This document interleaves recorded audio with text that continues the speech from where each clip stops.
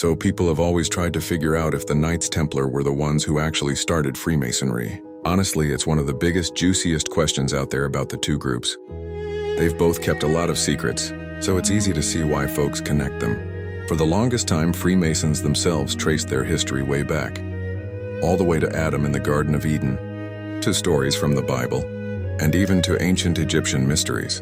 It was more about creating a noble, mythical backstory for themselves than anything based on solid historical proof. We know the Templars and Freemasons had something going on, but the idea that they were really close and directly linked is probably an assumption that got repeated a lot in the Middle Ages and just stuck. It's tough to find concrete evidence from that time. Part of the confusion comes from how both groups talk about things like Solomon's Temple and the Great Pyramid.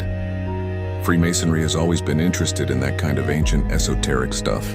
Did some of those ideas come from Templars, maybe through their contact with the Middle East and different cultures? It's possible. The real tipping point happened with the Templars themselves. They were accused of all sorts of terrible things, and the Church and European kings basically hunted them down. On Friday, October 13, 1307, the French king ordered their arrest. The Templars who were caught were brutally tortured, and many were burned at the stake.